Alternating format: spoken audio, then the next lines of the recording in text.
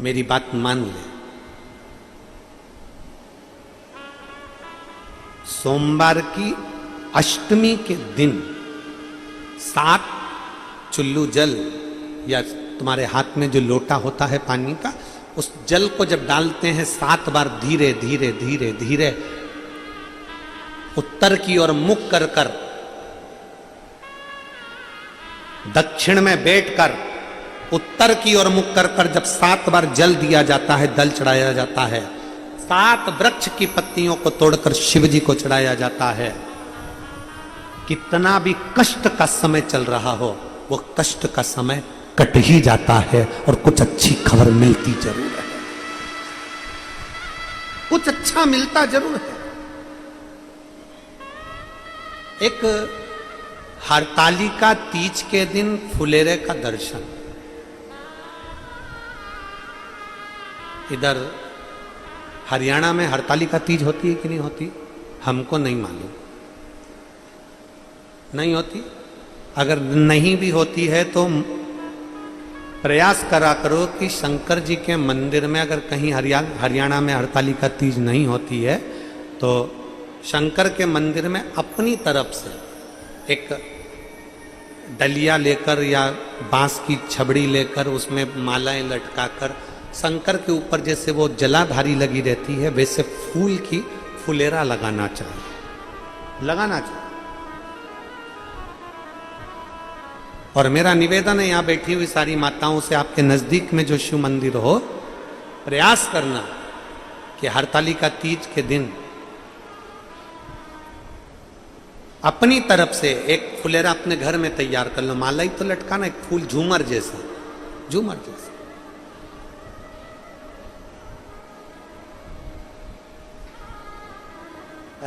हो सका तो हम कल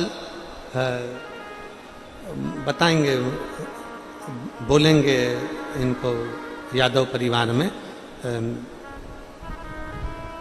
वर्धन जी की माता जी को या उनकी चाची जी को बोलेंगे तो वो बना के लाएंगी, तो हम आपको दिखाएंगे कल कि फुलेरा कैसा होता है।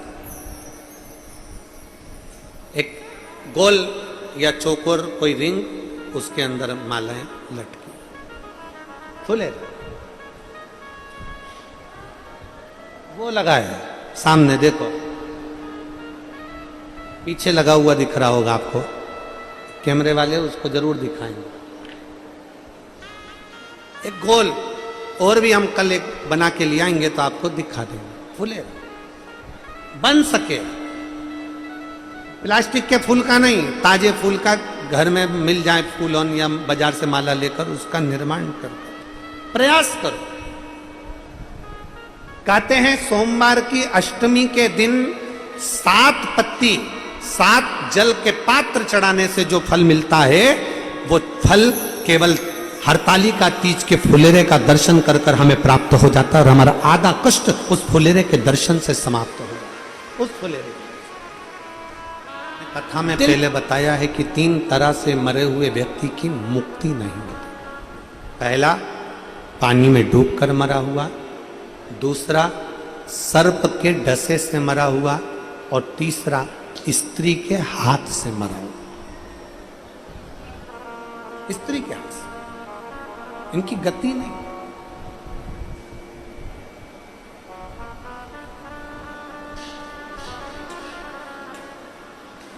पानी में डूबकर बिंदुक मर गया, चंचुला काशी की यात्रा को गई, थोड़ी सी शिव पुराण कानों में पड़ गई और पढ़ने के बाद उसका प्राण छूटा तो वो शंकर के धाम में पार्वती जी की सहेली बन गई। पर मन विचलित है क्योंकि पति की गति नहीं है, पति की मुक्ति नहीं हुई है, पति का मोक्ष नहीं हुआ है। अब करे तो करे क्या?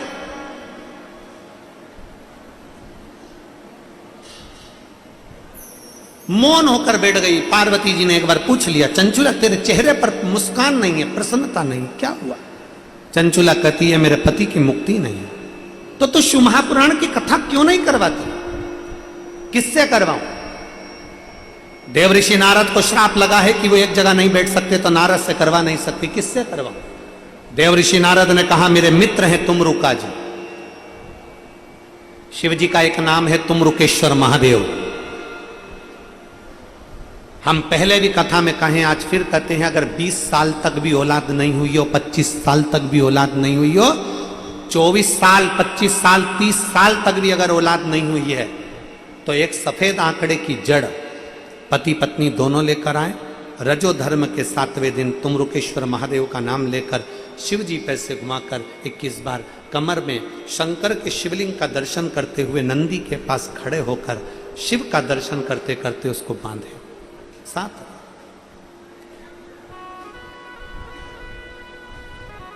क्यों ना? कितनी बड़ी भी समस्या में घिर गए हो, कितनी बड़ी भी तकलीफ है, बेलपत्री के मध्य भाग में पीला चंदन, दोनों भाग में लाल चंदन, और बेलपत्री के मध्य भाग को पकड़कर दक्षिण में बैठकर या खड़े होकर उत्तर की ओर मुख कर बेलपत्री की डंडी का मुख उत्तर की ओर रखते हुए शंकर भगवान के शिवलिंग पर प्रतिदिन तुमरुकेश्वर महादेव का नाम लेकर समर्पित करना चालू करो। 15 से 20 दिन लगेंगे, तुम्हारा दुख कटेगा जरूर और मेरा शंकर संभालेगा जरूर। तुमरुकेश्वर महादेव सहजता नहीं। तुमरुका जी ने शिव महापुराण की कथा कही, भगवान देवादिदेव महादेव ईश्वर जी और पार्वती जी गोरा जी बनी। दोनों ईश्वर जी गोरा बनकर, गणा और गोर बनकर पधार रहे हैं। दिल से करें, दिल से सुनो।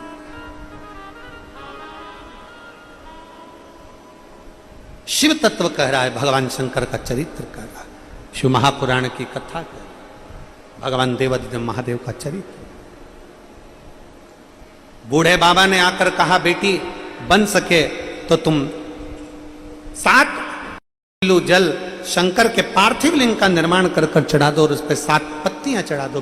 बेटी को क्रोध आ गया और मंदाती को क्रोध आकर कहा, बूढ़े बाबा तुम्हारे बुद्धि फिर गई है, तुम्हारा दिमाग काम नहीं करता। बूढ़े बाबा मेरा पति चले गया और तुम कहती हो कि मैं शंकर की पूजन करूं। इतने में मंदाती को क्रोध आया, पास में पड़ा हुआ एक पत्थर उठाकर बूढ़े बाबा के सिर पर मार दिया। बूढ़े बाबा के मस्तक से रक्त बहने लगा, बूढ़े बाबा चले गए। जैसे ही बूढ़े बाबा गए, मंदाती आंखों में आंसू भरकर अपने ससुराल की ओर जाने लगे। ससुराल, मंदाती अपने ससुराल की ओर जा रही।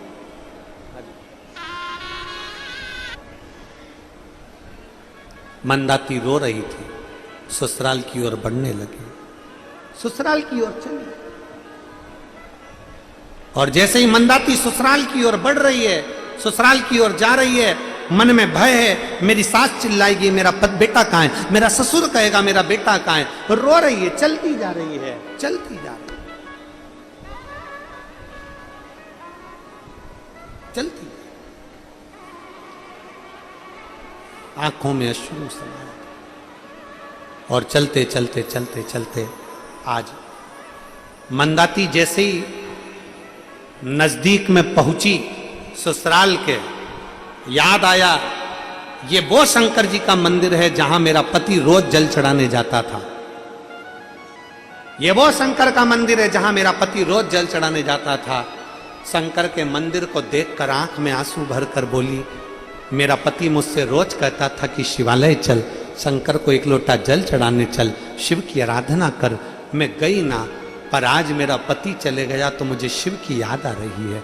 भूलवश रोती हुई मंदाती शंकर के मंदिर में आज चली ही गई और जाते से ही मंदिर में जितना सामान पड़ा था उसको बिलक कर हटाने लगी। महादेव तूने मेरा पति ले लिया, महादेव तूने मेरा पति ले लिया, महादेव तूने मेरा पति ले लिया, वो इतना जल चढ़ाने वाले को तूने ले लिया। भूलवश मंदाती जैसे ही मुड़कर जाने लगी, बेलपत्री पत्तियां उसके साड़ी के पल्लू में अड़ गई, अड़ते से उड़ी, उड़कर शंकर पर जाकर गिरी। गिरते से ही मंदाती चक्कर खाकर नीचे गिरती है। मंदिर के लोग उठाकर उसको एक पेड़ के नीचे बिठा देते हैं। जैसे बिठाया, इतनी देर में वृक्ष के नीचे बैठी हुई मंदाती पर लोगों ने जल का छींटा दिया। जल का छींटा देते ही मंदाती क्या देखती है, उसके पास में एक पुरुष खड़ा हुआ है, वो उसको पानी पिला रहा है। पानी पीते समय पानी के पात्र में पुरुष का दर्शन किया, वो पुरुष कोई दूसरा नहीं था, मंदाती का पति उसके पास में खड़ा हुआ। मंदाती का पति मंदाती का पति जैसे उसके पास में, स्वामी तुम यहां, तुम तो पानी में बह गए थे, तुम्हारा तो पानी में बहने के बाद 3 दिन तक पते ठिकाने नहीं थे, तुम कहां चले गए थे? इतने में पति ने कहा, मंदाती जैसे ही मैं पानी में बहा, पानी में बहते ही मुझे याद नहीं रहा कि क्या हुआ, इतने में एक पत्थर से मैं टकरा गया, पत्थर से टकरा कर वहीं पर मैं रुक गया, थोड़ा सा कचरा मेरे पास में एकत्रित हो गया, एक नाविक ने मुझे निकाला और नाविक ने निकालकर मुझे एक और करा, और उस नाविक ने, बूढ़े व्यक्ति ने मुझे औषधि दी, और औषधि देकर आज मेरा स्वास्थ्य पूर्ण तरह से मैं ठीक हो गया। इतने में मंदाती ने कहा, ये मेरा कुछ नहीं है, मुझे लगता है आज तक मैं शंकर के मंदिर नहीं गई थी, शिव ने मेरी लाज रख ली। मंदाती ने अपने पति वज्र सुमन से कहा, मेरा पुण्य प्रबल नहीं है। बूढ़ा व्यक्ति आया और बूढ़े व्यक्ति ने कहा, अरियो मंदाती, तुझे नहीं मालूम आज सोमवार की अष्टमी है, भूल से भी शंकर के दरवाजे जो चला जाता है, भूलवश कुछ समर्पित भी कर देता है तो शिव उसकी झोली भर ही देता है, उसका सौभाग्य प्रबल कर ही देता है। तारीख से कथा प्रारंभ हो रही है, 7 तारीख तक चलेगी, और 3 तारीख का उन्होंने महत्व समझाया कि त्रिपुंडधारी, त्रिशूलधारी, त्रिलोकी के नाथ, त्रिनेत्रधारी की कथा आज 3 तारीख से प्रारंभ। भूलवश, भूल से सोमवार के दिन अष्टमी तिथि पड़ गई, भूलवश, और सोमवार के दिन जैसे ही अष्टमी तिथि पड़ी और इनके बगीचे से जो गूंज रहा है ना, इसको थोड़ा कम करो, डीले कम करिए, डीले कम करो थोड़ा। भूलवश सोमवार की अष्टमी तिथि पड़ी, और सोमवार की अष्टमी तिथि पड़ने पर भूलवश इनके बगीचे में से कोई बेलपत्री का वृक्ष लगा हुआ था, कोई पुष्प का वृक्ष लगा हुआ था, उसमें से कोई फूल, बेलपत्र तोड़ कर ले गए। अच्छा, दोनों की सेठ सेठानी का मन ऐसा था कि ना तो ये फूल किसी को तोड़ने देते, ना बेलपत्री किसी को तोड़ने देते, ना कुछ, और तो और कि हमारे बगीचे का कोई सामान ना तोड़ ले, उस चक्कर में इन्होंने एक कुत्ता भी रख रखा था कि कोई हमारे बगीचे में ना घुस जाए, कोई हमारे बगीचे में ना पहुंचे। अब जरा तुम अंदाजा लगाइएगा कि कितना विचित्र संसार हो गया, कितना विचित्र समय हो गया। दूसरे ने तोड़ा, दूसरे ने लिया, और शंकर जी के मंदिर में जाकर वो बेलपत्री और पुष्प समर्पित कर दिया। जैसे ही बेलपत्री और पुष्प समर्पित हुआ, हमने पहले भी कथा में कहा है कि सोमवार की अष्टमी के दिन भूल से भी अगर एक बेलपत्र, एक श्वेत पुष्प शंकर भगवान को समर्पित हो जाता है, तो ये मानकर चलें कि आपने कुछ मांगा भी नहीं तो भी शंकर भगवान देने के लिए आपके दरवाजे पर पहुंच जाए। भूलवश सोमवार की अष्टमी के दिन अगर भूलवश भी अगर हमारे हाथ से एक बेलपत्र, एक पुष्प शिव को समर्पित हो जाए, तो समझ लो कि कहीं शंकर की उदारता, कहीं शिव की कृपा।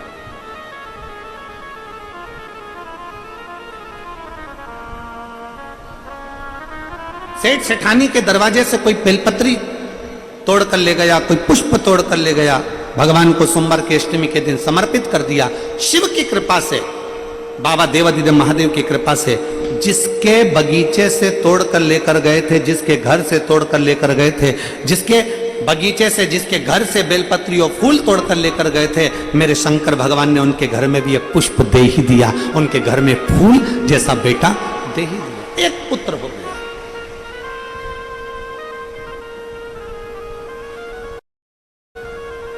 इसलिए उसका नाम वज्र सुमन हुआ। बेटे ने जन्म ले लिया वज्र सुमन ने। वज्र सुमन धीरे धीरे धीरे धीरे धीरे धीरे बड़ा होने लगा। वज्र सुमन अब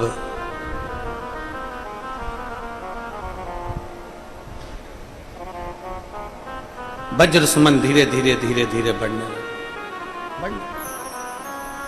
बढ़ते बढ़ते शंकर भगवान के प्रसाद के द्वारा हुआ था, इसलिए वज्र सुमन शिव का भक्त थे। पिताजी दुकान पर लगाते, वज्र सुमन दुकान पर नहीं जाते। पिताजी काम से भेजते, वज्र सुमन हाथ में जल का पात्र लेकर शिव के पास चले गए। शिव भक्ति में डूबने लगा, शिव भक्ति में तल्लीन हो गए। बड़ा उत्साह उसके अंदर रहता, बड़ा उत्साह, बड़ा उत्साह। और बल्कि भगवान शंकर के मंदिर में एक लोटा जल चढ़ाते चढ़ाते ये जरूर कहना, प्रभु ऐसी कृपा जरूर करना कि जो मंदिर नहीं आ रहे हैं, एक दिन तेरी कृपा से वो भी शिवालय आना प्रारंभ कर दे, शंकर को जल चढ़ाना प्रारंभ कर। इतनी कृपा जरूर कर।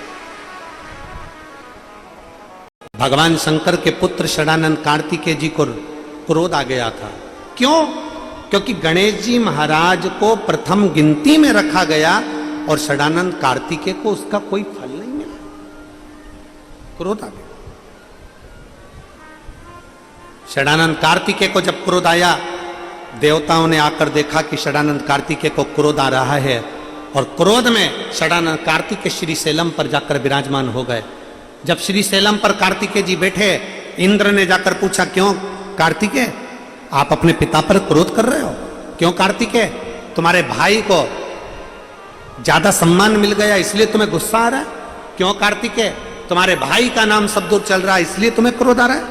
षडानंद कार्तिकेय जी ने उसी समय इंद्र से कहा, इंद्र तुम व्यर्थ की बात ना करो, गणेश मेरे दिल में बसता है, मेरे पिता मेरे दिल में बसते हैं, मेरी माँ मेरे दिल में बसती है, मेरा परिवार मेरे दिल में बसता है।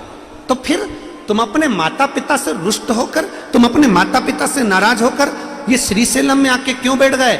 षडानंद कार्तिकेय ने कहा, अगर मैं घर में रहता तो मेरे माता पिता मुझे तप साधना नहीं करने देते, वो कहते कि तुम्हारे बत्तल की, तुम्हारे हिसाब की तप साधना मैं कर रही हूं। यहां जितनी माताएं बैठी हैं ना, कभी कभी अपने बेटे से कह देती हैं, बेटा कहता मम्मी मुझे अष्टमी का व्रत करना है, मम्मी मुझे प्रदोष का व्रत करना है, मम्मी मुझे सोमवार का व्रत करना है। तो घर में जितनी माताएं रहती है ना, वो अपने बच्चे से कहती, तुझे क्या जरूरत है व्रत करने की, मैं कर तो रही हूं, मैं कर रही हूं ना, तुझे क्या जरूरत है करने की, मैं कर रही हूं ना। कई कई माताएं कहती हैं कि मैं कर रही हूं ना, तुझे क्या जरूरत है। षडानंद कार्तिकेय जी कहते हैं इंद्रदेव से, इंद्रदेव तुम ये मत सोचना कि गणेश मुझसे दूर है, मेरे माता पिता मुझसे दूर हैं। षडानंद कार्तिकेय जी कहते हैं, इंद्र सब मेरे दिल में बसते हैं, पर मेरे माता पिता मुझे तप साधना नहीं करने देते, इसलिए मैं श्रीशैलम पर आकर तप साधना करने के लिए यहां पर निवास कर रहा हूं। यहां ये मेरे भीतर की बात है, ये मेरे अंदर की बात है, ये मेरे भीतर की बात है। यहां मेरे बहुत लोग मिलते हैं, ये जितने पत्र हैं ना, अभी बाकी के पत्र तो हम पढ़े नहीं हैं, ये जितने पत्र हैं, इस पत्र में किसी के यहाँ 14 साल में, किसी के यहाँ 7 साल में, किसी के 8 साल में, किसी के ब्रेस्ट में, किसी के गले में, किसी के कहीं, किसी के कहीं, कोई गठान, कोई बड़े से बड़ा रोग भी है। अगर शिव के मंदिर में जा रहे हो, शंकर के मंदिर में एक लोटा जल चढ़ा रहे हो, शंकर के मंदिर में पहुंचकर एक लोटा जल समर्पित कर रहे हो, तो ये निश्चित है कि मेरा भोलेनाथ तुम्हारे दुख को काटेगा जरूर। थोड़ी देरी हो सकती है पर दुख कटेगा जरूर। शिव प्राप्त करे।